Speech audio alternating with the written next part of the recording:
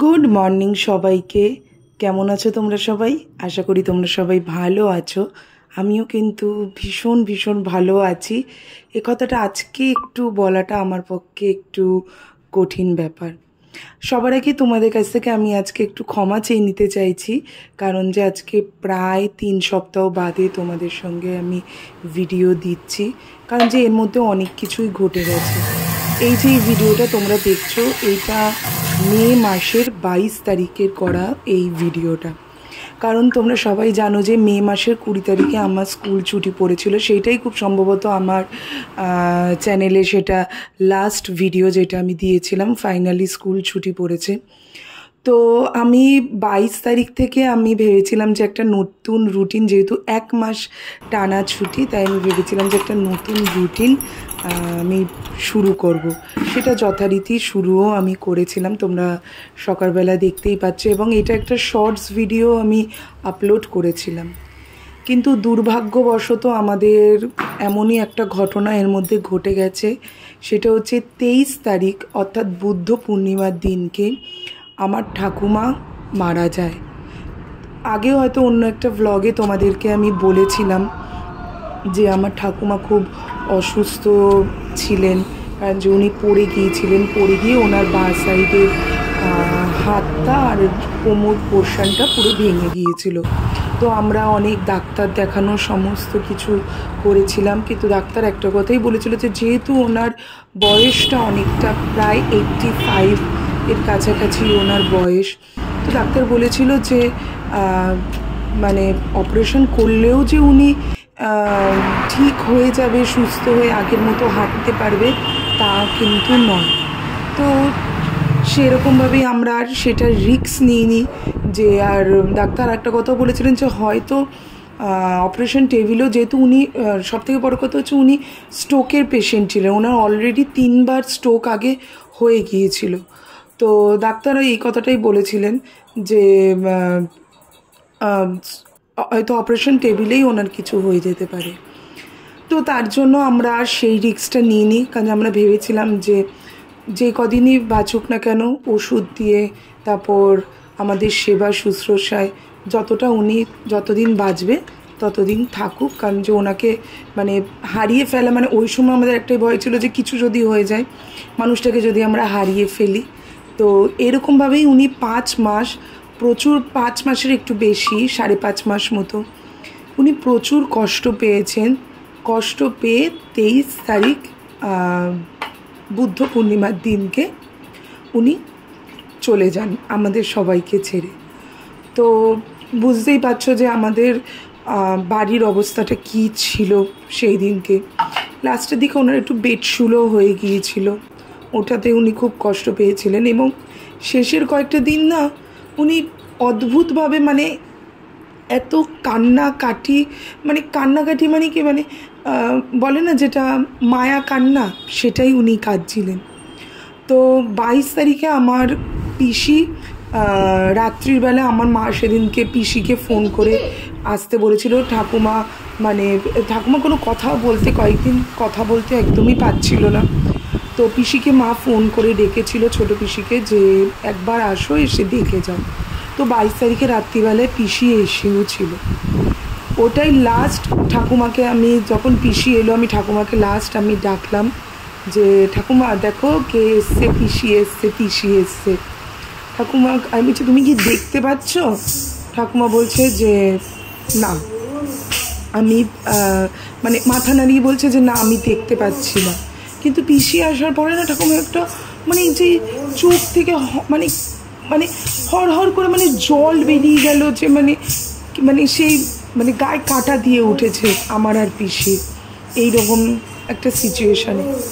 তো যাই হোক, 23 তারিখের সকালবেলায় যথারীতি আমি সকালবেলায় সেদিনকেও ভোরবেলায় উঠে আমার সেই যেহেতু বুদ্ধ পূর্ণিমা ছিল, তো আমি ভেবেছিলাম যে সেদিনকে আমি ভূতনাথ যাব।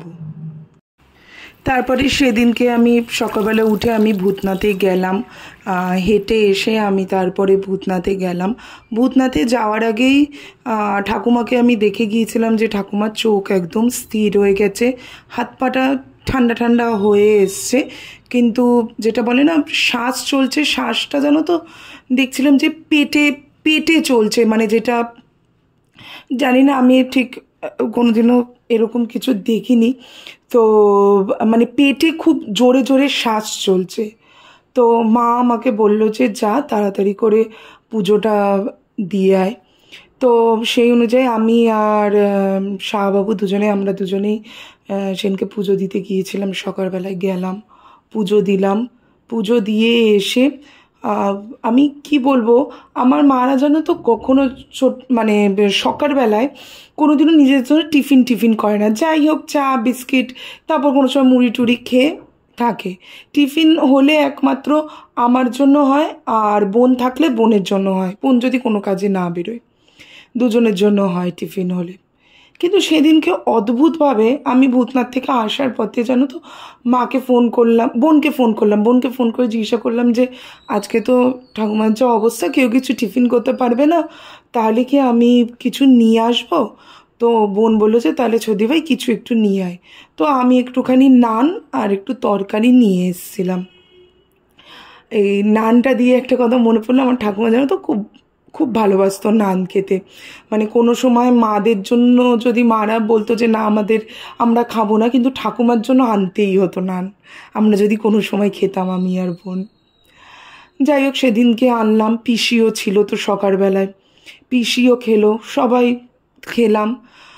তো আমার ঠাকুমা হচ্ছে অন্নপূর্ণা, মানে বলা যায় সেদিন মানে আমাদের বাড়িতে কেউ কোনো দিন এলে কিছু খেত না, এরকম কোনো দিনও হয়নি। তো ঠাকুমার সবসময় সবাইকে খাইয়েই পাঠাতো। তো সেই দিনকে সকালবেলায় সবাইকে খাইয়েছে। দুপুরে আমি ভূতনাথ থেকে আসার পরে আমার ঘরের কিছু কাজ ছিল, সেগুলো করে নিয়ে আমি ঠাকুর পুজো দিলাম। দেওয়ার পরে দুপুর 1:40 নাগাদ ঠাকুমা মানে মারা যায়। তো মানে আমরা ভাবতে পারিনি মানুষটা। হ্যাঁ, একটা জিনিস জানো তো, যদি একটা কোনো রোগে পড়তো তাহলে নাহলে মানা যেত যে হ্যাঁ রোগে পড়েছিল, চলে গেছে। কিন্তু একটা পড়ে গিয়ে আজকে যদি ঠাকুমা যদি সেই দিনকে যদি না পড়ে যেত, 5 মাস আগে ঠাকুমা যদি না পড়ে যেত, তাহলে ঠাকুমা এখনও বেঁচে থাকতো। তো আমি আজকের এই ভ্লগে আমার ঠাকুমার সম্পর্কে যতটুকু বলা যায় আমি তোমাদের সঙ্গে ততটুকুই বলবো।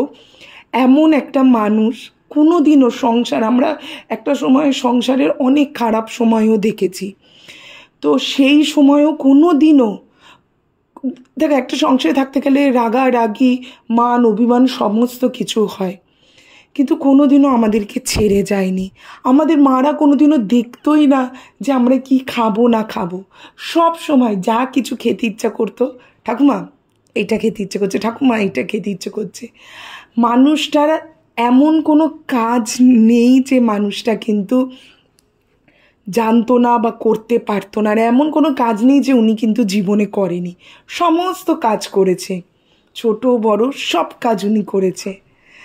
তো আজকে ভাবতে পারিনি যে সেই দিনকে চলে যাবে, তবে সবাই বলছে যে একটা খুব শুভ দিনে উনি গেছে। কিন্তু যতই হোক, আমরা তো বাড়ির লোক, আমরা তো সেটা মানে মেনে নেওয়াটা আমাদের পক্ষে খুবই কষ্টকর। আর তোমরাও বুঝতে পারছো যে আমরা কি অবস্থার মধ্যে দিয়ে এই কদিন গিয়েছি। তো তার জন্য তোমাদের কাছে আমি ক্ষমা চেয়ে নিচ্ছি এর জন্য যে আমি এতদিন তোমাদেরকে আমি জানাতে পারিনি। লাস্টে কিছু ছবি আমি ঠাকুমার সঙ্গে আমাদের কাটানো ছবি দিলাম। আমাদের প্রত্যেকের জন্মদিনে একটা ম্যান্ডেটরি ছবি ছিল, যেখানে আমরা সবাই মিলে ঠাকুমাকে নিয়ে একটা ছবি সবসময় থাকতো। যেই ছবিটা আজকের পর থেকে আর কারোর জন্মদিনেই আর হবে না। এই ছবিটা খুব মিস করব ঠাকুমাকে। আশা করব যেখানেই আছে সেখানে যাতে ঠাকুমা ভালো থাকুক। খুব কষ্ট পাচ্ছিল লাস্টের দিকে মানুষটা, সেই কষ্ট থেকে ঈশ্বর মুক্তি দিয়েছে ওনাকে, এটাই যা। তবে সত্যি এমন একজনকে হারালাম, মানে ঠাকুমা দিদা এই কথাগুলো আমাদের জীবন থেকে আস্তে আস্তে হারিয়ে গেল। কিছুদিন আগে তোমরা জেনেছিলে যে আমার বোনের দিদাও মারা গিয়েছিলেন, আর তারপরে ঠাকুমা চলে গেল। আমার দিদা অনেক বছর আগেই চলে গেছে। মানে এখন দেখা যাচ্ছে যে যত বড় হচ্ছি তত ভালোবাসার মানুষগুলো, প্রিয়জনগুলো হারিয়ে যাচ্ছে। কিন্তু কিছু করার নেই, জীবন তো আর থেমে থাকবে না, জীবন জীবনের মতো চলতে থাকবে। ঠাকুমা যেখানেই থাকুক ভালো থাকুক। আর আস্তে আস্তে আমিও আবার, সবাই আমরা আবার নর্মাল লাইফে আবার ফেরার চেষ্টা করছি, ফিরছি সবাই, সবাই যে যার মতো কাজেও জয়েন করছে সমস্ত কিছু। কারণ যে এক জায়গায় থেমে থাকলে তো চলবে না, আমাদের সবাইকে চলতে হবে। আর আর কি বলবো, আমার আর কথা তো আসছে না। যাই হোক, তোমরা সবাই ভালো থেকো, সুস্থ থেকো। আর প্লিজ কাছের লোকজন যারা আছে, সময় সবার কাছেই খুব কম, যারা রয়েছে তাদের সবাইকে ভালো রেখো, ভালোবাসায় সবাইকে রেখো। আর এই যদি কেউ ঠাকুমা দিদা যদি থেকে থাকে, প্লিজ তাদের সবাইকে ভালোবাসায় রেখো। কারণ যে এইটা হচ্ছে এমন একটা জিনিস, এমন একটা সম্পর্ক যেটার কোনো মানে অল্টারনেটিভ কিছু হয় না। আর এই সম্পর্কগুলো চলে গেলে আর ফিরে আসে না, কোনো দিনই ফিরে আসে না। আর এর বন্ধনটাই অটুট। কত বায়না, কত কিছু, কত ঝগড়াঝাটি, কত কিছু করেছি, কিন্তু আজ সমস্ত কিছু থেমে গেছে। যাক, তোমরা সবাই ভালো থেকো, সুস্থ থেকো, সবাইকে ভালোবাসায় রেখো, নিজেরাও ভালোবাসায় থেকো। দিদা ঠাকুমা থাকলে তাদের একটু টেক কেয়ার করো, তারা যাতে সবাই ভালো থাকে। টাটা সবাইকে।